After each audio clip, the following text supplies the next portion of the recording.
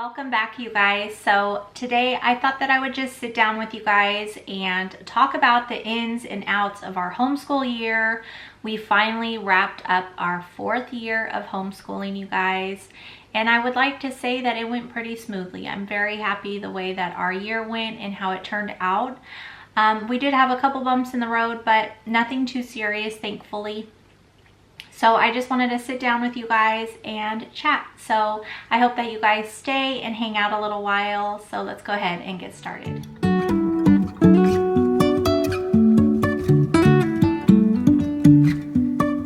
If you are new to my channel, my name is Liz and this is Simply Homeschool.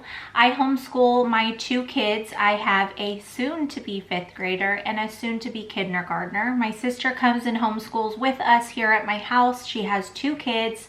One is going into 9th grade and one is going into 4th grade. So it's been quite a journey. It's been so much fun. We started this journey together. It's been wonderful. So now we are moving on into our 5th year of homeschooling, and I really wouldn't change anything. So with that being said, I'm going to talk about our 4th year homeschooling and tell you a little bit about things that we chose and things that we did and didn't do. So just jumping right in here, you guys, the first thing I wanted to talk to you guys about is this year was our first year trying out year round.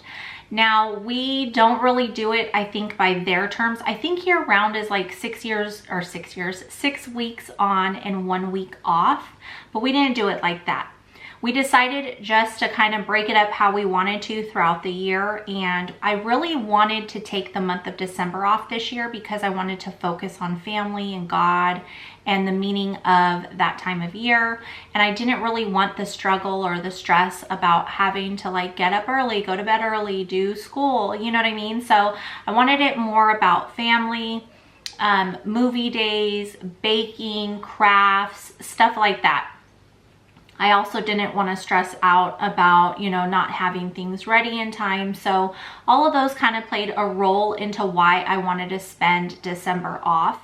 So if you guys have been a part of my channel, you know that the previous December we all got sick in my household. My husband got really sick and ended up in the hospital, so we weren't able to celebrate Christmas together or New Year's or anything like that. So I really just wanted to soak up that time of year together since we missed out on so much the previous year. So with that being said, we did really enjoy that, but taking a whole month off at one time kind of pulls away from the days that you want to take off throughout the year. So usually Easter time we take about 2 weeks off. We didn't do that this year. We took 1 week. And then, you know, there are times when we're sick. My sister was sick for a few weeks, so we had to take that time off because we don't school without each other. And so, you know, there were pros and cons to that. Will I do it again this year? I'm pretty sure I really want to take the month of December off. But that's something that I'm going to kind of sit back and reflect on and see what we can do to make our schedule work to where we're not getting off so late in the year. That's another thing is my nieces and nephews, some of them are in public school, so they're already out of school. They were out at the beginning of June and we're still doing school, so it makes it kind of hard for us to get together and do things. Now, I know most of you guys are thinking, we're homeschooled, we could take whenever we want off, but for me, that's sometimes hard. Yeah, I don't know why that's so hard for me, but it's really hard for me to turn off like what I'm already so used to and just changing it up. So, and also I really just want us to get done with school. So if we could just push forward and get done, then I thought it'd be better. But that's something else that's kind of been playing like a little bit into me kind of steering away from taking so much time off, but I'm not sure because I loved it so much it may be worth it. You know what I mean? So we'll see about that. Another thing this year that was really helpful is how I organized everything, how all of our schoolwork was organized and all of the things just together and ready for me for the year for the kids.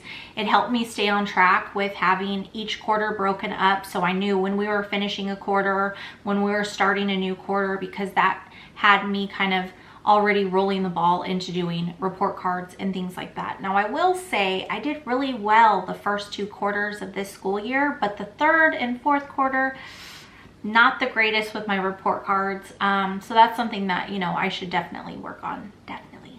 That's one of the things that's hardest for me is grading and report cards. I don't know why, it's always been, but it still is. I'm still working on it, you guys. Don't mind me if I look down. I'm just checking over my notes. So when it comes to curriculum, we did really well. There are some things that we kind of pulled from our daily schedules or weekly schedules. So Bible, we finished all the way through the curriculum. We got done, I want to say, I don't know, maybe a week before our fourth quarter ended. Language literally was up into the very last day because we can't really double up and stuff on that. We did a few times, but not too much. Math, we finished at the very beginning of fourth quarter, so that was really nice because we were done with that, so that made it really nice. Let's see here, her writing, she worked on until she was done with her language. Same thing with spelling, her spelling list, she did until the very end. So basically, and reading, she did all of that until the very end of fourth quarter. Science is another one we did work through, and history as well. We still did not finish history. There are some units that I still have to do out of there for the beginning of next year, but that's okay. I've done that in our previous year. We did the same thing. Science, we did finish with our marine biology, so that was nice because now we could start fresh when the year begins. Health, let's think, it was one of the units that I had put together, and we actually finished that at the beginning of fourth quarter, so that had been done. With history, I added in some US presidents, well, all of the US presidents that I added in like a little book unit, and they actually finished that, but they had to double up on some of the presidents. I don't think that we had enough time throughout the year because honestly, you have 36 weeks in a school year and there's 46 presidents, I want to say. Why am I forgetting? I'm drawing a blank, you guys. Is it 46 or 47? I think we're on our 46th president. We had to double up a little bit on those anyways. Same thing with landforms. In order to have my daughter finish this year, I had her double up a little bit on that. Now we did that after she had finished other subjects like her math and stuff like that. I had her just jump into doubling up on those things, and that has helped quite a bit. Another thing with our geography, we were using our 50 states, and last year we started that, and I was having Tally do 2 lessons in our 50 states, so 2 different states. So Monday, how did we do that? So we picked a state, we did Monday and Tuesday with 1 state through our 50 states, and then we did highlights for 3 days, and she also had mapping. So by, I want to say, third quarter this year, I started to realize, oh wow, we have too many states. We're not going to get it all done if we continue doing it this way. So I pulled highlights from it, and my daughter and myself just continued to work through our 50 states, and we finished, and we loved that book. It was an awesome book. They have some activities that were really fun and some recipes that we did. So I just have to figure out what I'm going to do with those highlights. Just to kind of work through them because we still have the rest of the states. So that's something that we did do. And so some of the things that I kind of pulled from our daily schedules or weekly schedules is I had set in some Evan Moore, what was it called? Skill Sharpeners.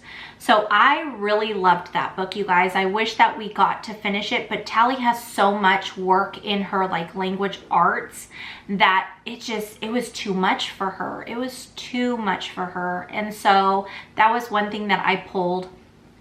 And then I also had her doing the creative writing through, is it writing journal or writing notebooking? Something like that through The Good and the Beautiful, which we really loved too, but we didn't do that throughout the year either. I think I pulled them maybe second quarter, middle of second quarter, somewhere around that time frame. I can't quite remember.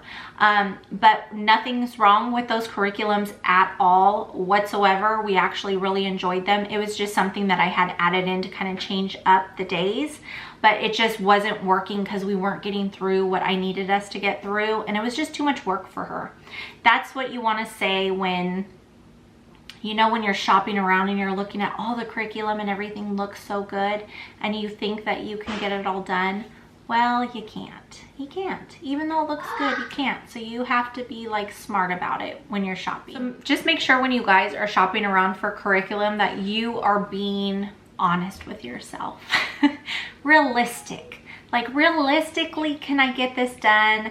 I know you want to get it done because that is how I feel. I see all the things and everything looks so fun. And I just think to myself, like, we can do it. I'll fit it in somehow. And I'm pretty sure that that'll happen this year too, because it happens to me every single year. And then realization hits you because you can't get through it. then you realize I'm doing too much. But those are some of the things that I've pulled out from our weekly schedules. So just know if you have to do that, that it's okay. Don't stress too much about it. Let's see here. Oh, another thing that we didn't get through this year, we were planning on doing the science mammals from The Good and the Beautiful, and we didn't get to it this year because we prolonged the other, the marine biology. So I've just pushed that off to next year. We'll do that next year. So this year, some of the really like high points in schooling was when we got to go on our field trips. So some of them were like family vacations that I like to call field trips because we got to learn while we were there. We went up the coast and we got to go to a lighthouse and we got to actually do like whale watching, and that was so much fun. It was so pretty. We stayed in a cabin. We went hiking. We went to the beach and found stuff in the sand. We were just looking at everything while we were doing our walks or our hikes. The kids went bike riding. That was a lot of fun. Then we went on like a spur of the moment trip to Yosemite. That was absolutely beautiful. It's so breathtaking there, you guys. I can't even explain how beautiful it is there. When you're there, you just realize like how big our God really is when you see the beauty in it. But that was absolutely just beautiful. We got to see a really old church. We got to see the Half Dome, the waterfalls. It was so beautiful. While we were out there, we got to go to 2 different museums. One was more like a historical museum on the area, and then one was a mineral museum, which was really fun. We got to see all different types of minerals and rocks and stones, and it was cool because those places give you like these little worksheets that as you're walking through, you answer questions and find things. I think it's used for more field trips, like for schools, but they let us use it, so it was really fun. The kids actually were really engaged when we did that. So those were our family trips that we actually got to like do things like that on. We went to SeaQuest, which is like animal encounter type of place. It's not quite like a zoo, but that was really fun. We got to see the animals up close and feed them. It's a really short field trip. Some of the things I was a little disappointed in, but we really enjoyed seeing the animals and being able to feed them. I always have like mixed emotions when I'm at places like that, when the animals are like in captivity. I always feel really sad that they're there, but also very thankful that we get the opportunity to see them up close. But it's, you know, just messes with my heartstrings a little bit. Something else, what else have we done? Okay, so we have gone, this year we went hiking at a coal mining area, and that was really cool. We got to see where they did coal mining and looking down in the mining, what are those called? Tunnels? Oh my gosh, you guys. So I was thinking trenches, I think because of the World War studies that we finished, like that was just coming to mind instead of tunnels. But that was cool because with the coal mining, that's something that we worked on through history. I'm a little bummed because this year I really wanted to go to a train museum, I wanted to go to a car museum, and I wanted to go to like a plane museum. The trains, because we did the orphan train study, so I wanted to just kind of implement that in there. And then we did a study on like cars and Ford and when cars were made, so I thought a car museum would be really fun just to see all the different years that the cars looked, or how the cars looked throughout the different years. And the planes I really wanted to go to because we worked through World War I and World War II, and it talks about different fighter planes and stuff. And I want to say that they have those at the different plane museums, but we weren't able to do that. So I'm hoping through the summer those are places that we can go. They also have like ship museums that you can go to and check those out. So I really want to do that. I think it's called like Maritime or something like that. The Maritime Museum or something. I'm not quite sure. I can't remember it now, you guys. I think I'm just making stuff up, so don't listen to me. Okay, so that's basically all about our field trips. Something that the kids did this year that they really enjoyed was a clay class. They actually got to use the wheel and create stuff, make bowls and little butterflies and ladybugs and jewelry dishes. They just had a lot of fun with that, so that was fun. So if you guys have any classes in your area that your kiddos can take like that, I would definitely enroll them in that if they're into art and painting and stuff like that. Something else that I really enjoyed this year was we played a lot of games. The first couple quarters, was it the first quarter or the first and second quarter? I can't remember now, you guys. I swear I'm losing my mind. Everything just seems to be like blurring together. But I think it was first quarter that we didn't do many games, and then second and third we really picked up our game on the games, and that was a lot of fun. It was so much fun for all of us. We just kind of got to relax and have fun, and we were still learning as we were going. So what else do I have here? Okay, so some added supplements that we did this year. I added in a lot of unit studies. We did some health unit studies. We did studies for history, the Great Depression. I wrote some down because now I'm like drawing a blank. We did Anne Frank. We did both the World Wars. We did Titanic. We did a lot of them.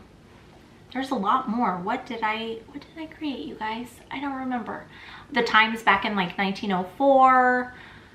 I'm getting this year and last year mixed up, but we did a whole lot of unit studies that I added into our history, and the kids loved it. They were so bummed when we were finished with those. So that was something that was really cool because, you know, I put them together. So it was really fun to see them actually having fun with something that I spent so much time on creating for them. Something I will be doing, if you guys want to check out, I'm going to be doing a book review on all the different books that my daughter read, that we read for read alouds for our different classes, mainly our history class. So make sure if you guys want to check that out, to check out my channel. So a couple plans that we are going to be doing within the next couple weeks is we are going to have an end of the year little party for the kids and just kind of celebrate what they've accomplished this year and, you know, just have fun together. And then another thing that we were doing for my niece is we are going to do pictures for her 8th grade promotion. So we're gonna have her get all dressed up and we're gonna take pictures of her just so that she knows it's a huge accomplishment to go from junior high to high school. It's a big step and we're very proud of her. We're proud of all the kids. They're doing so well. This year was such a blessing, and I was just so happy to be able to share it with my sister and her kids, along with, you know, my family. And I'm so happy that I got to bring you guys along with us and hang out with us and, you know, just share our homeschooling moments with you guys. I know that sometimes homeschooling can feel lonely and secluded, and so I know that this is a space here on YouTube that you could find so many homeschooling channels with people that you could connect with as another homeschooling mom. So I'm happy that this channel is here to do that. I know that I like being able to connect with you moms or grandmothers who message me in the comments. It's just been such a blessing to have you guys through this journey as well. So that is it, you guys, for this year's end of year recap. I hope that you guys enjoyed hanging out with me. Leave me a comment down below. Let me know what some of your high points of this year was, and I would love to hear them. So be safe, you guys, be blessed, and I hope to see you in the next video. Bye, guys.